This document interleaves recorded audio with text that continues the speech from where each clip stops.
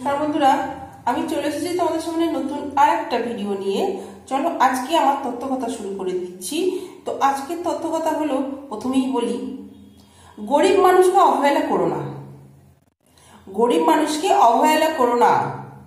গরিব হতে বেশি সময় লাগে না, কিন্তু ধনী হতে অনেক সময় হয়, কখনো হয়ও না। তাই গরিবদের কখনো অবহেলা করো না। শিখতে হয় মাথা নিচু করে, আর বাঁচতে হয় মাথা উঁচু করে। মাথা উঁচু করে বাঁচার মতন শক্তি রাখো, মাথা নিচু করে শেখো। অসৎ লোক কাউকে সৎ ভাবে না, সে সবাইকে ভাবে সে নিজের মতন। এইরকম লোকের থেকে তুমি দূরত্ব বজায় রাখো। নারীর জীবন কিরকম জানো? বাবার ঘরে জন্ম হয় ঠিকই, কিন্তু একটু সুখের জন্য পরের ঘরে গিয়ে খাটতে হয় জি। কে ছেড়ে গেল, কে থাকলো, কে তোমাকে বদনাম করলো, এগুলো ইগনোর করো। ইগনোর করার মতো নিজেকে শক্ত করো। কুকুরকে দেখবে,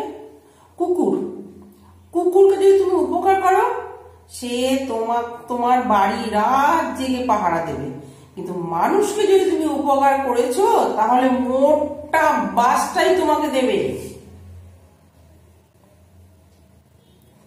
10 টাকা নিয়ে যদি তুমি 10 টাকা নিয়ে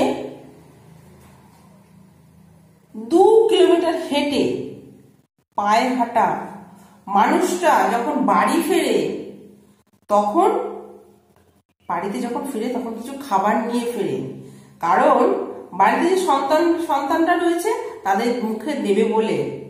অথচ পকেটে কিছু নেই, মাত্র 10টা টাকা, 2 কিলোমিটার হেঁটে এলো, তারপরে সন্তানের জন্য খাবার নিয়ে এলো। তার নামই হলো বাবা।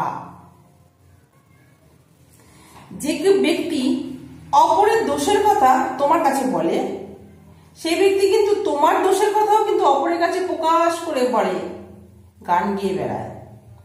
তোমার দোষের কথাও সবার কাছে গান গেয়ে বেড়ায়। এইরকম লোকের থেকেও তুমি দূরে থাকো।